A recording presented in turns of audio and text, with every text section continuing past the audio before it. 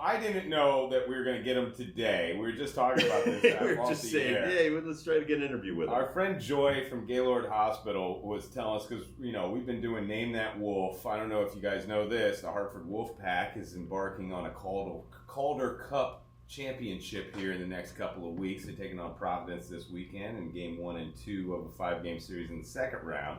And then we've been, talking about UConn men's basketball, national champions, doing the tour around America as we speak. Quinnipiac hockey, national champions, awesome for their program, totally deserve it, out of the blood, sweat, and tears they put in there.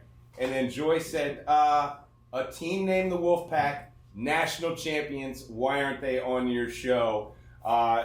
Rachel Grusse, great hockey name.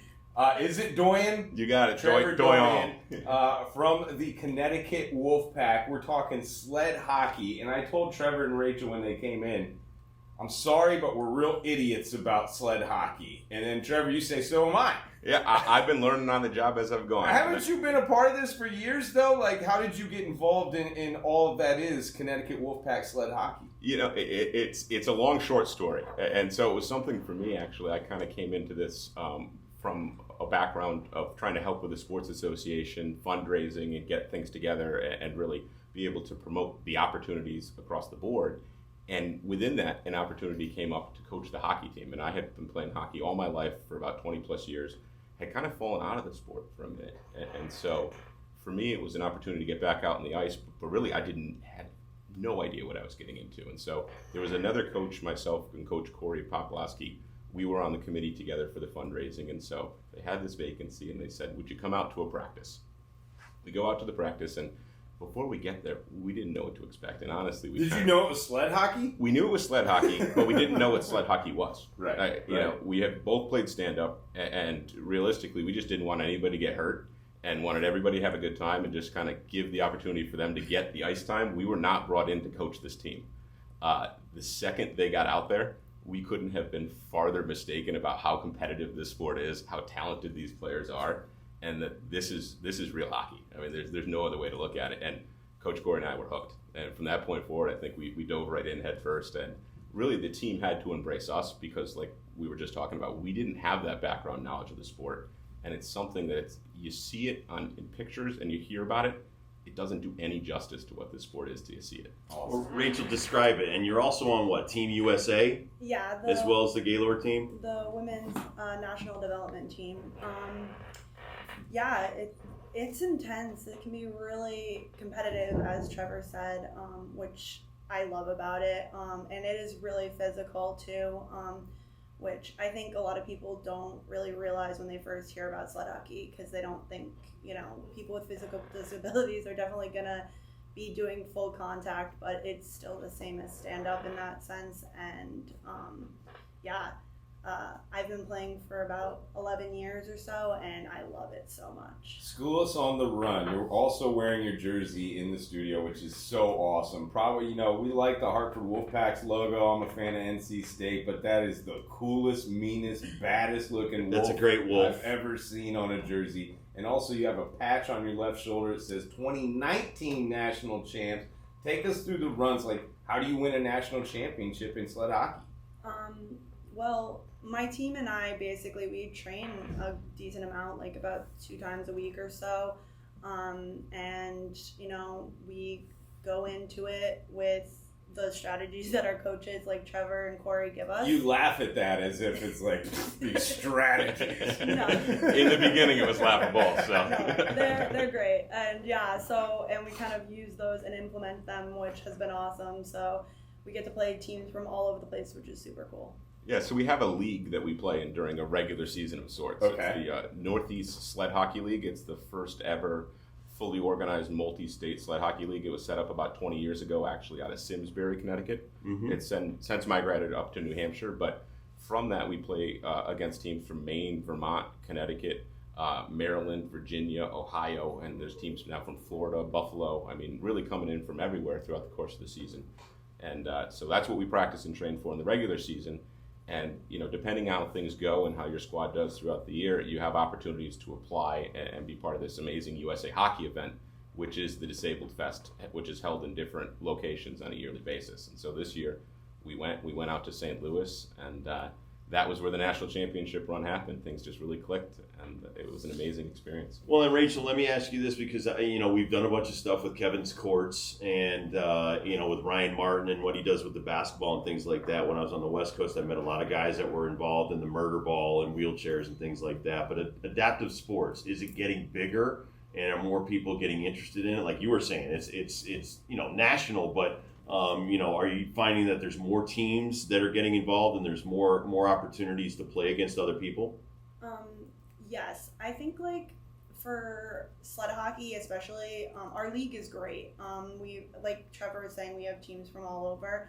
Adaptive sports in general, like I think we're still working on that growth, but we're definitely seeing progress with that, because getting the word out, like on shows like this, is the best way to inform people that these teams already are places. They just need people to find them, essentially. So having communication and getting the message out, like these adaptive sports exist, like murder ball and wheelchair basketball, sled hockey, adaptive swimming, wheelchair tennis. Like there's so many sports that exist, and there's just not a whole lot of resources to point people to find them, essentially. So being able to talk about it helps people find those sports. Like Gaylord Hospital, they have this huge program, which is awesome. So having people know about it is super helpful. So you're taking on teams from all over. The San Diego Ducks were there. Fargo has the Hurricanes. We've got the I can't even read some of these. The Falcons. I want to know about some of the games. Like, what was it like? How did you eventually win them all? And give me some of the highlights from the actual tournament. Yeah, the games were really intense. I felt like we played our best, and we came out strong. We I think had 4-0, 5-0 games initially, and then we started playing tougher teams because as you progress, you have higher level competition. And I think that we were ready. We had been in our league playing teams of similar skill level, and our coaches, we'd been losing maybe 1 or 2 goals, which was frustrating, I think, for our side of things. So, being able to then come to nationals and be successful was awesome. I think we played really well as a team. Everybody did phenomenal. Being able to, it's a physical game, like I said, so we are a physical team. We make sure to follow through with our hits and everything. And then also just, putting goals in net. I think that's the main part of it. So you scored a 9, you scored a 7, you had the 5-0. Gosh, I feel like you guys are offensive juggernauts. Who all scores all the goals? Drop some names for us. Who else is on this team? I got to say, it was a team effort. It wasn't one of those that came out. I mean, Troy Cronin for us came out, and he had a hat trick in every game. So I guess if we're going to throw a name on some stats, that's one for you right there. Yeah. Rachel had a key goal in many key moments for us. A lot of good assists. Ryan Pelletier, same thing. I mean, we had a goalie in net that really hadn't had much experience, was a player that skated out for us and was thrust into that going into this year. And I mean, he posted numbers and played out of his mind to the point where he was getting attention from everyone around the rink thinking we had set him up. Ringer. Yeah, we brought the ringer on in. And just some great defense across the board from a lot of contributions. This team effort sounds cliche, but there's no way to paint it anything differently. And it was interesting coming into the tournament too, because we're facing off against teams that we've never seen before. We really have no exposure to. So our game 1 was coming in against the Glossa Falcons, which was in the Great Lakes region. Okay. Never saw them. They were 17-1 coming in, winner of their league, the Heartland League. And so, it was really nice, and it really kind of set a tone once we got out there to win that game 5-0. 5-0. Yeah. 5-0. And that's when I think it really clicked for everybody that, hey, we got something special if we play Wolfpack hockey and get out there. It's us against whoever we got in front of us, and it's a game we can take. Awesome. Rachel Grusse, and Trevor Doyon of the Connecticut Sled Hockey Championship team, Gaylord Hospital. Let me ask you this: once you get out there, different abilities, things like that, but I'm sure you guys, there's probably cheating and holding and other things like that. And probably Cheating. That's a harsh word. Well, I mean, bending the rules, figuring out your opponents too, pushing the limits, and knowing right exactly. So how much fun is that for you? Because you know how competitive everybody gets. Yeah, I mean, many of our games they get very intense. Absolutely, there's some maybe not so clean plays happening, but we try to keep like a even head and a cool composure because again, we play physical, so we follow through with our checks. We're doing that as well, but we're trying not to like kind of end up in those situations where there's gonna be fights and stuff, because technically that's not allowed in sled hockey, so we're trying to avoid that. Technically, yes. If this happens, I love you even more. But honestly, the intensity, yeah, it's great. It's really good. Again, we like to play. We play tough.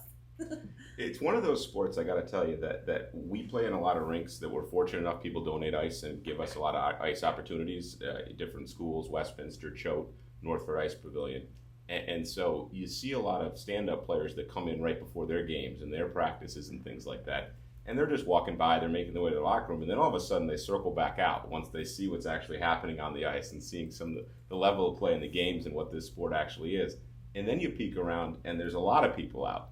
And then more and more, it really is just one of those things I recommend to anybody. If you haven't had the opportunity, give it a Google search, give it a shot. I mean, we're going to be hosting some high level tournaments down in the state coming up, probably beginning October, end of September for the league. And well, please let us know. January so we as well. Can have you back. So it feels like you got people from all over the country, been all over the world. Some of your teammates play all over the world. But Dibs, looking at these scores, looking at this record, they only know one nation.